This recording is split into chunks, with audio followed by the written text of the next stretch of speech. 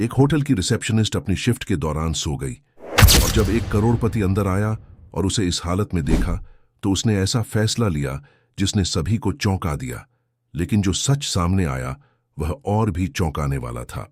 गहरे राज उजागर हुए जिसने कई जिंदगियों को हमेशा के लिए बदल दिया।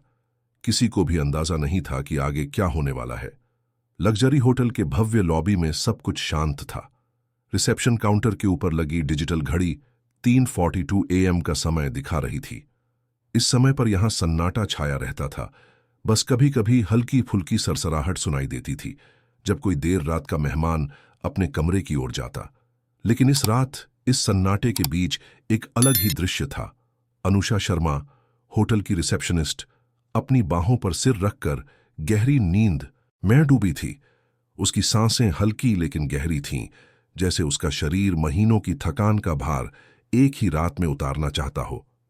उसके चेहरे पर थकावट की स्पष्ट लकीरें थीं, आंखों के नीचे काले घेरे, हल्के पसीने की बूंदें माथे पर चमक रही थीं। कोई भी देख सकता था कि वह केवल आराम नहीं कर रही थी, वह पूरी तरह टूट चुकी थी। अभी अभी एक लंबी उड़ान के बाद अरविंद कपूर होटल के मुख्य द्वार से भीतर दाखिल हुआ था।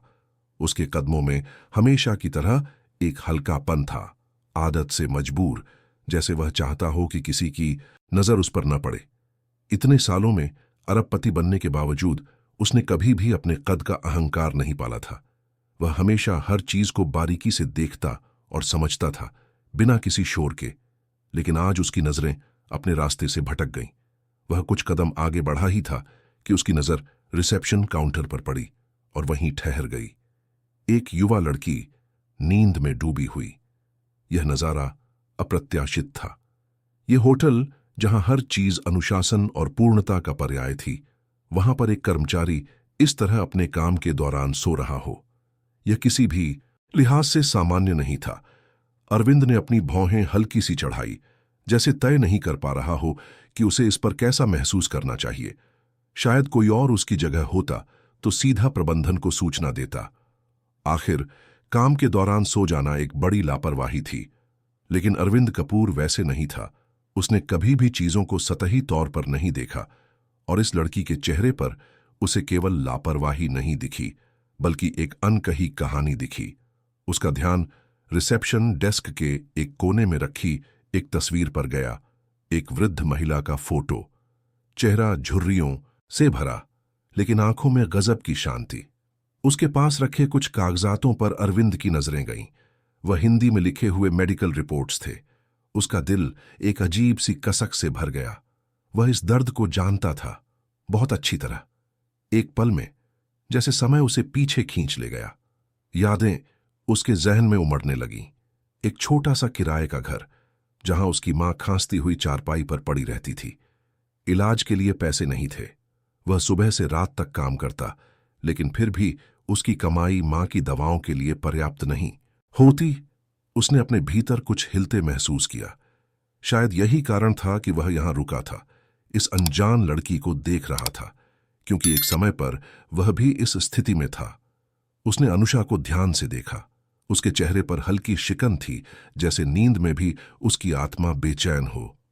अरविंद को एहसास हुआ कि अगर वह यहां से चला गया तो वह पूरी रात चैन से नहीं सो पाएगा। बिना कोई शोर किए उसने धीरे से अपनी जेब से एक छोटा सा नोटपैड निकाला। उसके हाथों की हरकतें धीमी और नियंत्रित थीं। उसने कुछ शब्द लिखे, सीधे दिल से निकले हुए। आशा कभी मत छोड़ना। एक मां का प्यार दुनिया की सबसे बड़ी ताकत होता है। उसके लिए लड़ो। अरविंद कपूर। उसने एक लिफाफे में मोटी रकम रखी और नोट के साथ काउंटर पर रख दिया।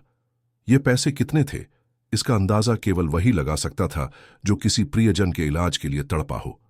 इसके बाद वह कुछ पल तक अनुषा को देखता रहा। एक अजीब सा सुकून उसके चेहरे पर था। फिर वह धीमे कदमों से मुड़ा और बिना किसी को बताए होटल के गलियारों में खो गया। अनुषा एक झटके से जागी। उसका दिल तेजी से धड़क रहा था, जैसे किसी ने उसे गहरे पानी में धकेल दिया हो और अचानक वह सतह पर आ गई हो। उसकी गर्दन में तेज दर्द था और जब उसने सिर उठाया तो उसे एहसास हुआ कि वह रिसेप्शन काउंटर पर ही सो गई थी। उसकी सांसें अनियमित थीं। घबराहट उसके पूरे शरीर में फैल गई। अगर नीलम देसाई, होटल की प्रबंधक, उसे इस हाल में देख लेती तो क्या होता? एक कड़ी चेतावनी, शायद नौकरी से निकाल दिया जाता। उसका मन दौड़ने लगा। वह इतनी लापरवाह कैसे हो सकती थी? उसे अपनी मां के इलाज के लिए हर हाल में इस नौकरी को बचाना था। वह जल्दी से अपनी सीट से सीधी हुई और कंप्यूटर स्क्रीन की ओर देखने लगी, मानो कुछ महत्वपूर्ण काम में व्यस्त हो। लेकिन तभी उसकी नजर काउंटर पर पड़ी। एक लिफाफा और एक कागज का टुकड़ा। उसका मन कुछ अजीब सा महसूस करने लगा। यह यहां पहले तो नहीं था। उसने धीरे धीरे लिफाफे को उठाया और कांपते हाथों से कागज को खोला। कुछ पंक्तियां लिखी हुई थीं, हाथ की लिखावट नपे तुले शब्दों में। आशा कभी मत खोना। एक मां का प्यार दुनिया की सबसे बड़ी ताकत होता है। उसके लिए लड़ो। अरविंद कपूर। अरविंद कपूर? उसके हाथों से कागज लगभग गिर ही गया। वह कांपती हुई निगाहों से चारों ओर देखने लगी, जैसे उम्मीद कर रही हो कि कोई उसके सवालों का जवाब दे देगा। अरविंद कपूर, अरबपति, व्यवसायी, परोपकारी, वही व्यक्ति जिसने कुछ ही घंटे पहले होटल में प्रवेश किया था। क्या यह संभव था कि उसने... अनुषा ने हड़बड़ी में लिफाफे को खोला और भीतर रखी राशि को देखा। उसकी आंखें फटी रह गईं। यह रकम बहुत बड़ी थी, इतनी कि उसकी मां के इलाज के अगले कुछ महीनों की चिंता दूर हो सकती थी। उसके गले में एक भारीपन आ गया। मैंने ऐसा क्या किया कि किसी ने मेरे लिए इतना बड़ा बलिदान दिया? उसकी आंखों से आंसू छलक पड़े और उसके कांपते होंठों से एक धीमी सिसकी निकल गई। अनुषा! किरण सिंह की आवाज पास से आई। अनुषा ने जल्दी से आंसू पोंछने की कोशिश की, लेकिन देर हो चुकी थी। किरण पहले ही उसके चेहरे की ओर देख चुकी थी। क्या हुआ? किरण ने चिंतित स्वर में पूछा। तुम रो क्यों रही हो? अनुषा ने बिना कुछ कहे हाथ में पकड़ा कागज किरण की ओर बढ़ा दिया। किरण ने नोट को पढ़ते ही अपनी आंखें चौड़ी कर लीं। अरविंद कपूर? उसने फुसफुसाकर कहा। अनुषा ने धीरे से सिर हिलाया। किरण ने अविश्वास से उसकी ओर देखा, फिर लिफाफे की ओर इशारा किया। क्या ये पैसे भी उसी ने दिए हैं? अनुषा ने दोबारा सिर हिला दिया। उसकी आंखों में अभी भी नमी थी। किरण कुछ पल तक शांत रही, फिर एक धीमी मुस्कान आई, जिसमें आश्चर्य और राहत का मिला जुला भाव था। यह तो अविश्वसनीय है। तुम कितनी भाग्यशाली हो अनुषा। भाग्यशाली? क्या वह वास्तव में भाग्यशाली थी? उसे नहीं पता। उसे केवल इतना पता था कि उसका दिल इस समय अनगिनत भावनाओं से घिरा हुआ था। कृतज्ञता, अविश्वास, राहत और एक अजीब सी उलझन। लेकिन जहां एक ओर किरण हैरान और खुश थी, वहीं दूसरी ओर किसी और की आंखें इस पूरी घटना को अलग दृष्टि से देख रही थीं। होटल के एक कोने में, जहां रोशनी कम थी और लोगों की नजरें मुश्किल से पड़ती थीं, रोहन चौहान खड़ा था। वह सब कुछ देख चुका था। अनुषा का अचानक जागना, उसका नोट पढ़कर चौंक जाना, फिर पैसों को देखकर रो पड़ना। उसकी आंखों में एक अलग ही चमक थी। अरविंद कपूर ने बिना किसी सवाल के एक होटल कर्मचारी को इतनी बड़ी रकम दे दी। रोहन की उंगलियां उसकी जेब में पड़ीं और उसका दिमाग दौड़ने लगा। अगर वह इतना उदार है, उसने अपने आप से कहा, तो शायद मैं भी इस उदारता का लाभ उठा सकता हूं। वह धीरे धीरे अंधेरे में गायब हो गया। उसके दिमाग में एक योजना जन्म ले रही थी। सुबह होते ही होटल में हर तरफ एक ही चर्चा थी, अनुषा शर्मा और करोड़पति अरविंद कपूर। रिसेप्शन से लेकर किचन स्टाफ तक हर किसी के कानों तक यह खबर पहुंच चुकी थी कि एक होटल कर्मचारी को रातों रात एक अमीर मेहमान ने भारी रकम दी थी। लोग फुसफुसा रहे थे, नजरें मिलाकर मुस्कुरा रहे थे, और कुछ ने तो पहले ही अपने निष्कर्ष भी निकाल लिए थे। तुमने सुना? हां, एक रिसेप्शनिस्ट थी, रात की ड्यूटी पर, सो गई थी काउंटर पर, और फिर अचानक करोड़पति मेहमान आया और उसे पैसे दे दिए। ऐसे ही थोड़े देता कोई? पता नहीं, लेकिन यह बात कुछ अजीब नहीं लगती। प्रीति मल्होत्रा, जो होटल के प्रशासनिक विभाग में कार्यरत थी, सबसे अधिक संदेह जता रही थी। उसके लिए यह घटना सामान्य नहीं थी। वह अपने साथियों से धीरे धीरे बातें कर रही थी, लेकिन हर वाक्य के साथ उसकी आवाज में संदेह गहराता जा रहा था। क्या तुमने कभी सुना है कि कोई अमीर आदमी किसी अजनबी को ऐसे ही लाखों रुपए दे दे? एक सहकर्मी ने कंधे उचका दिए। शायद उसे लड़की पर दया आ गई हो। प्रीति ने आंखें घुमाई। दया? या कुछ और? कुछ कर्मचारी उसकी बात सुनकर हल्के से हंस दिए। ऐसा भी हो सकता है कि लड़की ने कुछ ऐसा किया हो जिससे उसे इतने पैसे मिल गए। एक महिला कर्मचारी ने धीरे से कहा, प्रीति, यह कहने का मतलब क्या है? प्रीति ने कंधे उचका दिए। मैं तो बस ये कह रही हूं कि इस बात की तह तक जाना चाहिए। होटल की प्रतिष्ठा दांव पर है।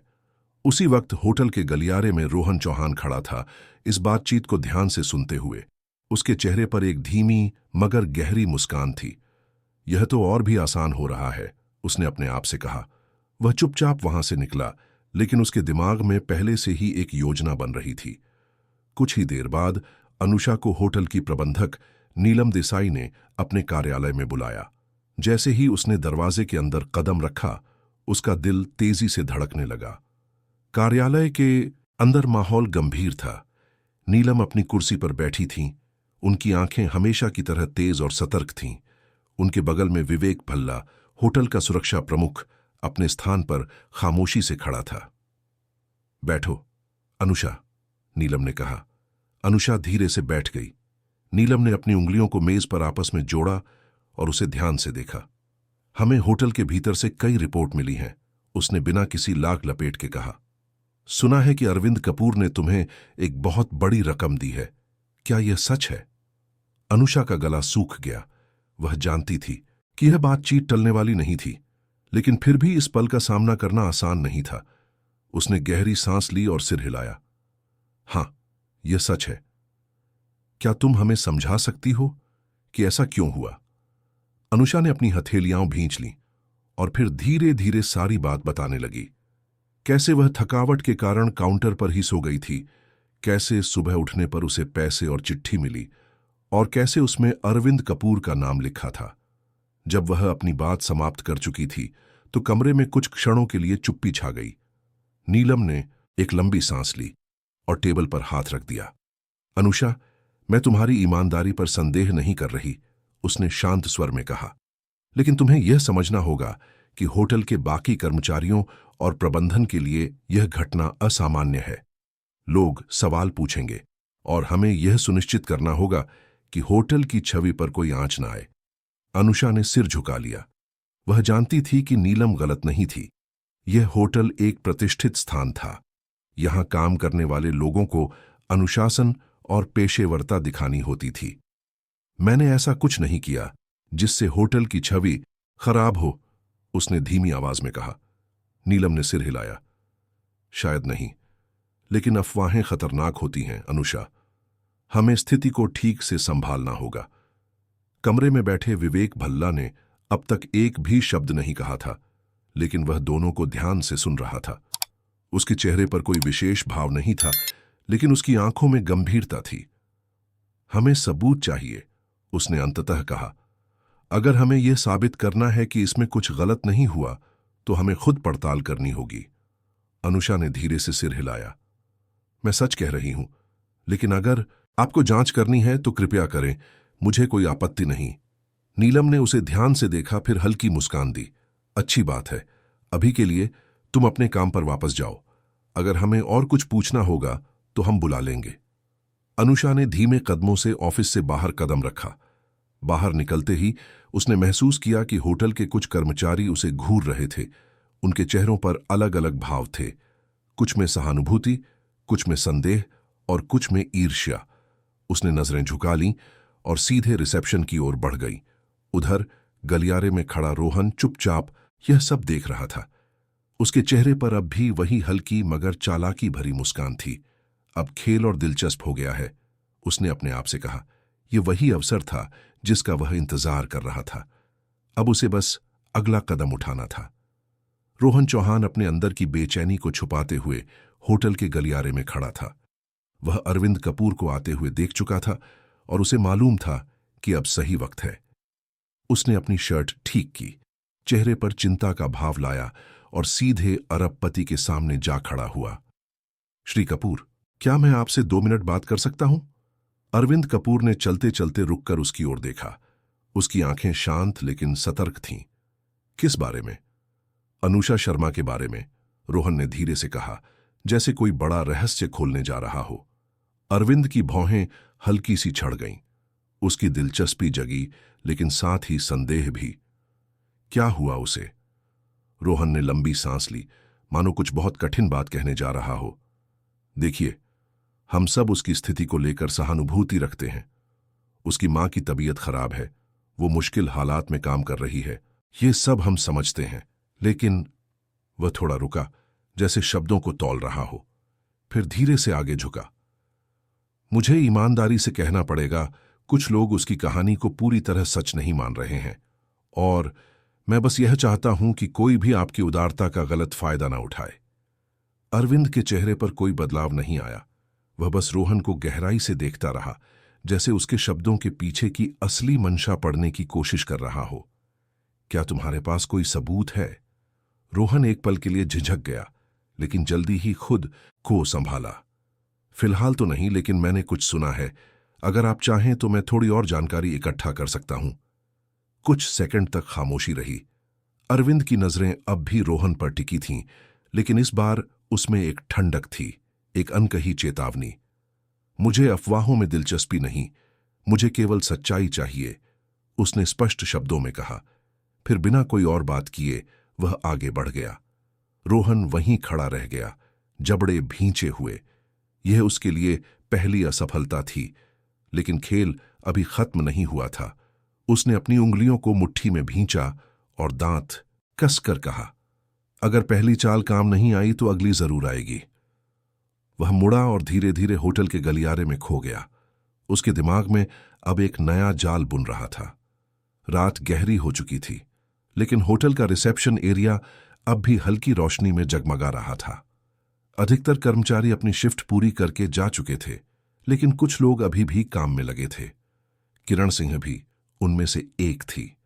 वह अपने अंतिम कार्यों को निपटाने के बाद उठी और रिसेप्शन काउंटर के पास से गुजर रही थी, जब उसने कुछ अजीब देखा। रोहन चौहान कंप्यूटर स्क्रीन के सामने झुका हुआ था। उसकी उंगलियां कीबोर्ड पर तेजी से चल रही थीं। उसका चेहरा स्क्रीन पर टिका हुआ था और उसकी आंखों में अजीब सी गहराई थी, जैसे वह किसी बहुत जरूरी चीज को खोजने की कोशिश कर रहा हो। किरण के कदम धीमे हो गए। उसने रोहन को कभी भी इतनी दिलचस्पी से काम करते नहीं देखा था, खासकर जब किसी और का कंप्यूटर इस्तेमाल हो रहा हो। वह धीरे से आगे बढ़ी, इतनी खामोशी से कि रोहन को उसकी मौजूदगी का अंदाजा तक नहीं हुआ। रोहन, तुम क्या कर रहे हो? रोहन चौंक गया। उसकी उंगलियां कीबोर्ड से फिसल गईं और वह जल्दी से स्क्रीन बंद करने की कोशिश करने लगा, लेकिन किरण पहले ही देख चुकी थी कि वह अनुषा के रिकॉर्ड्स खंगाल रहा था। कुछ नहीं, बस कुछ पुराने रिकॉर्ड देख रहा था, उसने बिना नजर मिलाए कहा।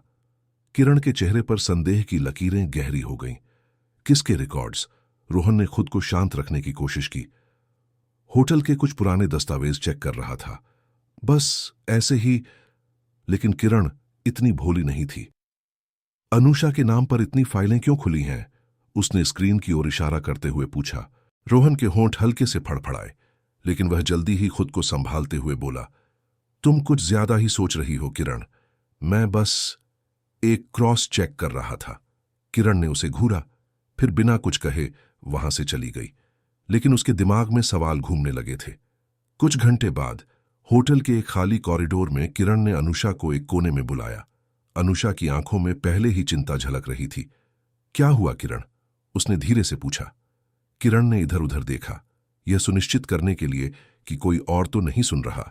रोहन तुम्हारे खिलाफ कुछ साजिश कर रहा है, उसने धीमी लेकिन दृढ़ आवाज में कहा। अनुषा का चेहरा सफेद पड़ गया। क्या? मैंने उसे होटल के कंप्यूटर में तुम्हारी फाइल्स खोजते हुए देखा। मुझे नहीं पता कि वह क्या करने की कोशिश कर रहा है, लेकिन यह साफ है कि उसकी नीयत सही नहीं है। अनुषा को लगा कि उसके पेट में कोई भारी पत्थर रख दिया गया हो, लेकिन क्यों? उसकी आवाज में घबराहट थी। उसे इससे क्या मिलेगा? किरण कुछ पलों के लिए चुप रही, फिर उसने गंभीरता से कहा, मुझे नहीं पता, लेकिन यह जरूर पता है कि हमें कुछ करना होगा, इससे पहले कि बहुत देर हो जाए। अनुषा ने गहरी सांस ली। अब तक वह सिर्फ अपनी मां की जिंदगी बचाने के लिए लड़ रही थी, लेकिन अब उसे अपनी खुद की सच्चाई भी बचानी थी। बिना उसका नाम जाने अरविंद कपूर ने उस पर भरोसा किया था, लेकिन अगर कोई झूठ उसके खिलाफ फैला दिया जाता तो क्या वह भरोसा कायम रह पाता? उसे हर हाल में सच्चाई सामने लानी होगी। इस बार वह खुद को बचाने के लिए भी लड़ेगी। रोहन चौहान जानता था कि उसे तेजी से काम करना होगा।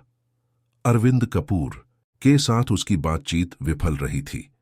करोड़पति ने बिना सबूत के किसी भी अफवाह पर भरोसा करने से मना कर दिया था। लेकिन रोहन इतनी आसानी से हार मानने वालों में से नहीं था। अगर सीधे अरविंद को नहीं मना सकता था तो उसे हालात ऐसे बनाने थे कि सच खुद ब खुद उसके सामने आ जाए। अब उसका लक्ष्य साफ था, अनुषा को इस तरह फंसाना कि उस पर शक होना स्वाभाविक लगे। अगली सुबह रोहन फिर से रिसेप्शन के कंप्यूटर पर पहुंचा, लेकिन इस बार ज्यादा सतर्कता के साथ। अगर उसे कोई ठोस सबूत नहीं मिलता तो वह खुद एक ऐसा सबूत बना सकता था जो अनुषा को दोषी साबित करे। उसने ईमेल लॉग्स को स्क्रॉल किया। कुछ मिनटों तक कुछ खास नहीं मिला, लेकिन फिर मिल गया। उसकी आंखें चमक उठीं। एक पुराना ईमेल जो अनुषा ने होटल के वित्त विभाग को भेजा था। विषय अग्रिम वेतन के लिए अनुरोध। मेल के अंदर अनुषा ने स्पष्ट रूप से लिखा था कि उसे अपनी मां के इलाज के लिए अग्रिम वेतन की जरूरत थी। उसने अपनी वित्तीय कठिनाइयों और मां के इलाज की महंगी लागत का भी जिक्र किया था। रोहन ने अपनी उंगलियों से मेज पर हल्की थाप दी। अगर इसे सही तरीके से पेश किया जाए तो मामला पूरी तरह बदल सकता है। वह इस तथ्य को ऐसे मोड़ सकता था कि लोग सोचें कि अनुषा ने जानबूझकर अरविंद कपूर की सहानुभूति का फायदा उठाया। अब उसे बस इस आग में थोड़ा और तेल डालना था, और इसके लिए उसे एक सहयोगी की जरूरत थी। वह सीधे प्रीति मल्होत्रा के पास पहुंचा, जो होटल के प्रशासनिक विभाग में काम करती थी और अफवाहों को हवा देने के लिए जानी जाती थी। प्रीति, रोहन ने एक गहरी सांस लेते हुए कहा, क्या तुम्हें अनुषा की कहानी कुछ अजीब नहीं लगती? प्रीति ने भौहें चढ़ाई। कौन सी कहानी? अरे वही, रात की शिफ्ट में सोने के बाद अचानक उसे अरविंद कपूर से मोटी रकम मिल जाती है और संयोग देखो उसकी सारी परेशानियां खत्म हो जाती हैं। प्रीति ने उसकी तरफ संदेह से देखा। हां, मैंने भी पहले सोचा था कि यह थोड़ा अजीब है, लेकिन जब अरविंद कपूर ने खुद कहा कि वह सिर्फ दयालुता दिखा रहे थे तो मैंने मान लिया। आखिरकार वह कोई आम आदमी नहीं है। रोहन मुस्कुराया, लेकिन यह मुस्कान शुद्ध कपट से भरी थी। लेकिन अगर मैं तुम्हें बताऊं कि अनुषा पहले से ही पैसे मांग रही थी। प्रीति का माथा सिकुड़ गया। क्या मतलब? रोहन ने अपना फोन निकाला और स्क्रीन पर अनुषा का वह पुराना ईमेल दिखाया। देखो, यह उसने होटल से एडवांस सैलरी मांगते हुए लिखा था। वो पहले से ही पैसे के लिए बेताब थी, और फिर अचानक उसे एक अमीर आदमी मिल जाता है जो उसे बड़ी रकम दे देता है। प्रीति ने ईमेल ध्यान से पढ़ा, लेकिन उसका चेहरा भ्रमित था। रोहन, इसमें कुछ गलत नहीं है। उसने पैसे अपनी मां के इलाज के लिए मांगे थे। अगर कोई जरूरतमंद है और मदद मांगता है तो इसमें बुराई क्या है? रोहन ने एक नकली हंसी के साथ सिर हिलाया। सही कहा, लेकिन सोचो, अगर उसने सिर्फ अपने फायदे के लिए अरविंद कपूर की सहानुभूति का फायदा उठाया हो, अगर उसने पूरी कहानी को इस तरह पेश किया हो कि वह बहुत असहाय दिखे और उसे मदद मिल जाए। प्रीति ने होंठ काटे। वह अफवाहें फैलाने में रुचि रखती थी, लेकिन वह जानबूझकर किसी के खिलाफ गलत कहानी नहीं बनाना चाहती थी। लेकिन यह सब सिर्फ एक अनुमान है रोहन, इसमें कोई ठोस सबूत नहीं है। रोहन ने कंधे उचका दिए। ठीक है, अगर तुम इसमें नहीं पढ़ना चाहती तो कोई बात नहीं। मैं तो बस इतना कह रहा हूं कि लोग बातें कर रहे हैं, और जहां धुआं होता है वहां आग भी होती है। प्रीति अभी भी असमंजस में थी। वह जानती थी कि होटल में अफवाहें कितनी जल्दी फैल सकती हैं, लेकिन क्या वह इस खेल का हिस्सा बनेगी? रोहन ने देखा कि उसके शब्द असर कर रहे थे। वह बिना कुछ और कहे चला गया, लेकिन वह जानता था कि उसने जो बीज बोया है वह जल्द ही किसी न किसी के कानों में गूंजने लगेगा। अब बस उसे इंतजार करना था। अरविंद कपूर कोई साधारण व्यक्ति नहीं था। जीवन ने उसे जल्दी ही यह सिखा दिया था कि दया और छल के बीच एक महीन रेखा होती है। वह उन लोगों में से नहीं था जो पहली नजर में चीजों पर यकीन कर लेते थे। जब होटल में अनुषा के बारे में फुसफुसाहट शुरू हुई तो उसने ध्यान दिया। वह जानता था कि अफवाहें यूं ही नहीं उड़ती, लेकिन इसका यह भी मतलब नहीं था कि वे सच होती हैं। उसे सच्चाई चाहिए थी। उस दोपहर उसने होटल की प्रबंधक नीलम देसाई को अपने निजी कक्ष में बुलाया। मुझे अनुषा शर्मा के बारे में सब कुछ बताओ, उसने सीधे कहा। उसका कार्य इतिहास, उसका व्यवहार और कोई भी जानकारी जिससे मुझे पता चले कि वह वास्तव में कैसी इंसान है। नीलम ने सिर हिलाया और अपने दस्तावेज खोलते हुए कहा, अनुषा पिछले 2 सालों से यहां काम कर रही है। उसने कभी कोई अनुशासनहीनता नहीं की, कभी किसी भी नियम का उल्लंघन नहीं किया। अरविंद ने चुपचाप सुना। नीलम ने आगे कहा, वह एक मेहनती कर्मचारी है, लेकिन निजी मामलों में बहुत अधिक खुलती नहीं है। हमें केवल एक वित्तीय अनुरोध याद है, जब उसने कुछ महीने पहले अपनी मां के इलाज के लिए अग्रिम वेतन की मांग की थी। अरविंद ने अपने हाथ बांध लिए और हल्की मुस्कान के साथ सिर हिलाया। यही मैं पहले से ही सोच रहा था, नीलम ने भौहें चढ़ाई। आपका मतलब? अरविंद आगे झुका। उसकी आंखें अब पूरी तरह सतर्क थीं। कोई उसे फंसाने की कोशिश कर रहा है और मुझे शक है कि वह कौन है। नीलम ने गहरी सांस ली। कुछ पलों तक दोनों के बीच खामोशी छाई रही। फिर नीलम ने हल्की आवाज में कहा, रोहन। अरविंद ने सिर हिलाया। उसकी मुस्कान ठंडी थी। बिल्कुल सही, लेकिन मैं उसे रंगे हाथों पकड़ना चाहता हूं।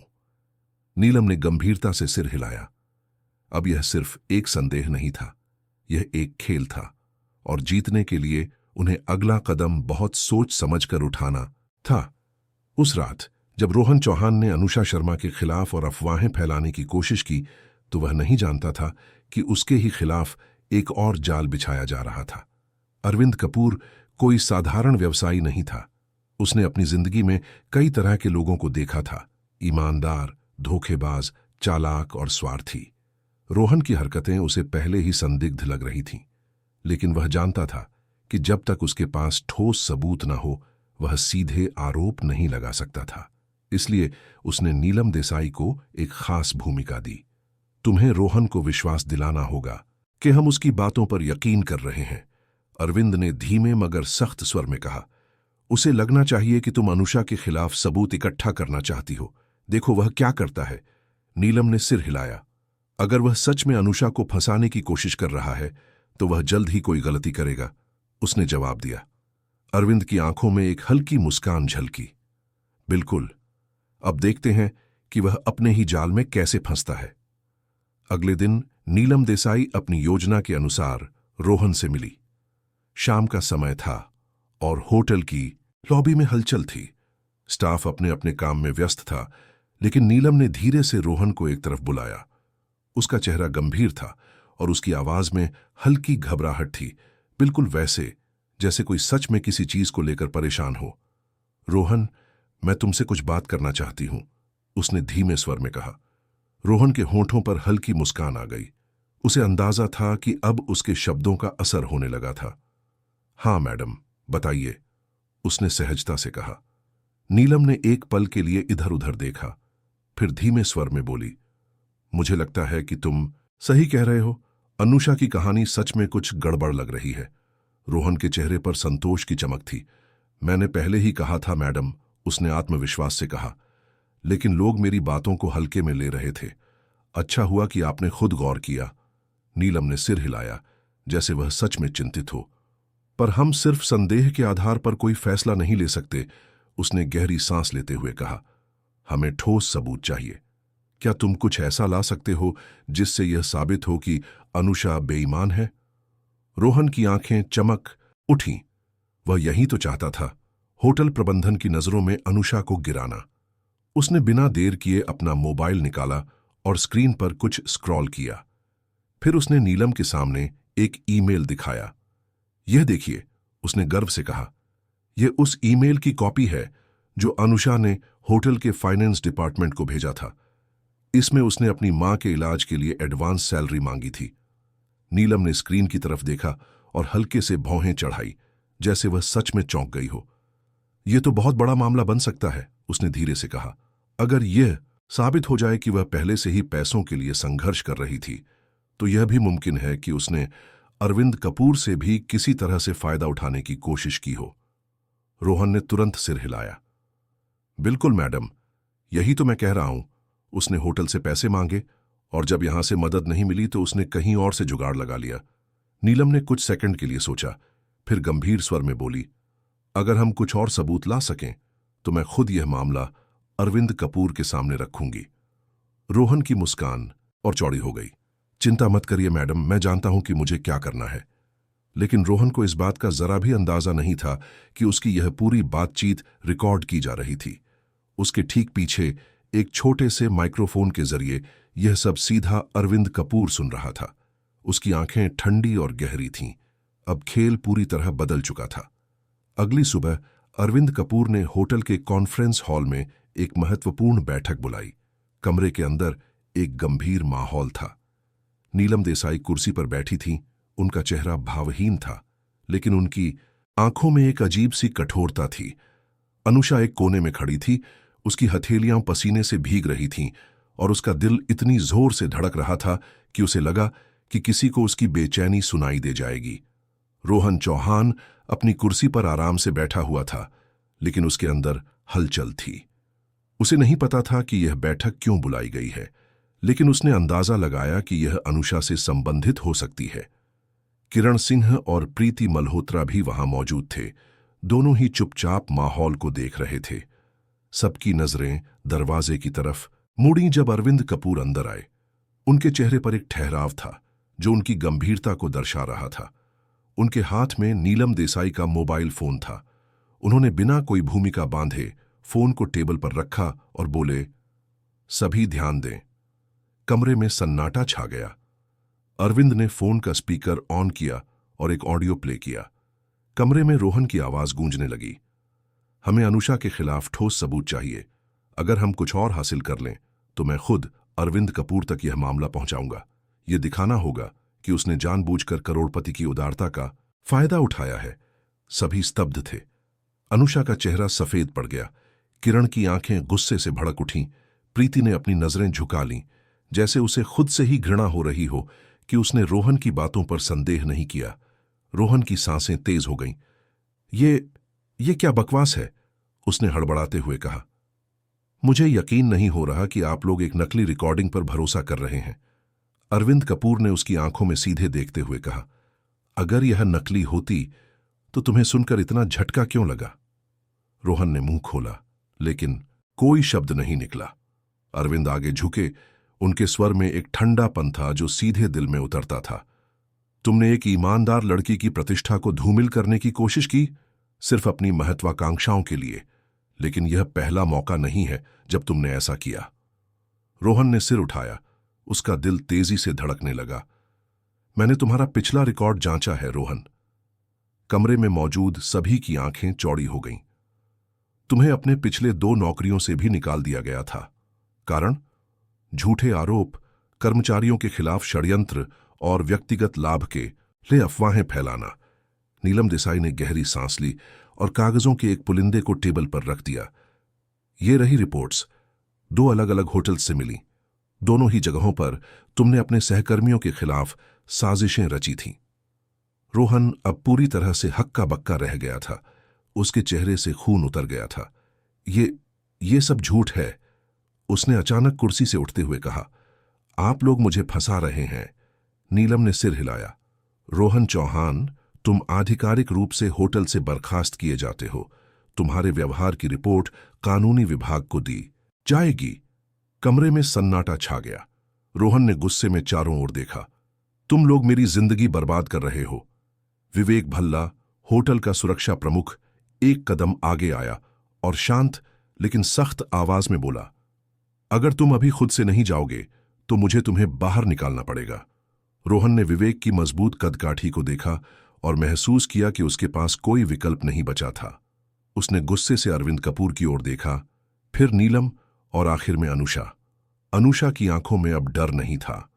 वह एकदम शांत थी, लेकिन वह चुप्पी इतनी तीव्र थी कि रोहन को ऐसा महसूस हुआ जैसे उसने खुद को पहले ही हरा दिया हो। उसने जोर से मेज पर हाथ मारा और बिना कुछ कहे कमरे से बाहर चला गया। अब यह अध्याय समाप्त हो चुका था। सच्चाई सामने आ चुकी थी। अनुषा शर्मा पर लगे सभी संदेह मिट चुके थे। वह निर्दोष थी। बैठक कक्ष में अभी भी सन्नाटा था, लेकिन अब यह वही नीरवता नहीं थी जो कुछ मिनट पहले थी।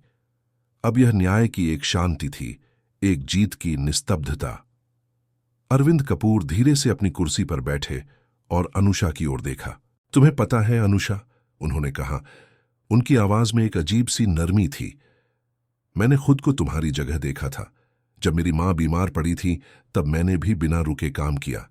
मैंने दिन रात मेहनत की, खुद को थका दिया, लेकिन तब कोई नहीं था जो मेरी मदद के लिए हाथ बढ़ाए। मैं जानता हूं कि यह दर्द कैसा होता है। अनुषा की आंखों में नमी आ गई। लेकिन अब, अरविंद ने आगे कहा, मैं यह नहीं चाहता कि तुम वही सहन करो जो मैंने सहा। अनुषा के गले से आवाज नहीं निकल रही थी। उसने कांपते हुए स्वर में कहा, जो कुछ भी आपने मेरे लिए किया है वह मेरी जिंदगी बदल चुका है। मैं इसके लिए आपका आभार कभी व्यक्त नहीं कर सकती। अरविंद ने हल्की मुस्कान के साथ सिर हिलाया। शायद मैं तुम्हारे लिए और भी कुछ कर सकता हूं। उन्होंने अपने कोट की जेब में हाथ डाला और एक सफेद लिफाफा निकाला। उसे मेज पर रखते हुए उन्होंने कहा, यह तुम्हारे लिए है। अनुषा ने असमंजस में लिफाफे की ओर देखा, फिर धीमे हाथों से उसे उठाया और खोला। अंदर एक हवाई जहाज की टिकट थी, भारत के लिए। वह अवाक रह गई। उसने चौंक कर अरविंद की ओर देखा। सर, यह तुम्हें तुम्हारी मां के पास ले जाने के लिए है, अरविंद ने कहा। तुम्हें उसके पास होना चाहिए। होटल की चिंता मत करो, तुम्हारी नौकरी सुरक्षित रहेगी। जब तुम्हें लगे कि तुम वापस आ सकती हो तो आना। अनुषा की आंखों से आंसू बहने लगे। उसने अपने होंठों पर हाथ रखा, जैसे यकीन न कर पा रही हो कि यह सब वास्तव में हो रहा था। पर क्यों? उसने आखिरकार कहा। क्यों आप मेरे लिए इतना कुछ कर रहे हैं? अरविंद की मुस्कान गहरी हो गई। क्योंकि, उन्होंने कहा, सालों पहले जब मुझे मदद की सबसे ज्यादा जरूरत थी तब कोई नहीं था, और अब मैं वही इंसान बनना चाहता हूं जिसकी उस समय मुझे तलाश थी। कमरे में सब मौन थे। नीलम की आंखों में गर्व था। किरण हल्का सा मुस्कुरा रही थी। विवेक भल्ला ने संतोष भरी नजर डाली, और प्रीति, वह चुप थी, लेकिन उसके चेहरे पर पछतावे की हल्की परछाई थी। अनुषा ने अरविंद की तरफ देखा। उसकी दृष्टि में न केवल कृतज्ञता थी, बल्कि एक नई शक्ति भी थी। मैं वादा करती हूं, उसने दृढ़ स्वर में कहा, एक दिन जब मैं किसी और की मदद करने की स्थिति में रहूंगी, तब मैं वही करूंगी जो आपने मेरे लिए किया। अरविंद ने सिर झुकाया, मानो उसका वादा स्वीकार कर रहे हों। कुछ घंटे बाद अनुषा अपनी सामान बांध रही थी। जब वह होटल के बाहर निकली तो उसने एक बार मुड़कर उस जगह को देखा जहां उसकी जिंदगी ने एक नया मोड़ लिया था। आज वह केवल अपनी मां के पास नहीं जा रही थी, वह एक नई उम्मीद, एक नए सपने और एक नए जीवन की ओर बढ़ रही थी। और उसके दिल में यह एहसास था कि कभी कभी कोई अजनबी आपके लिए वह कर सकता है जो अपनों ने भी नहीं किया। अगर आप इन कहानियों से उतने ही भावुक हो गए हैं जितने कि हम, तो चैनल को सब्सक्राइब करना न भूलें। अपनी लाइक दें, दोस्तों के साथ शेयर करें, और बेशक कमेंट्स में बताएं कि कौन सा पल आपको सबसे ज्यादा छू गया। आपकी भागीदारी से बहुत फर्क पड़ता है। अगले वीडियो तक।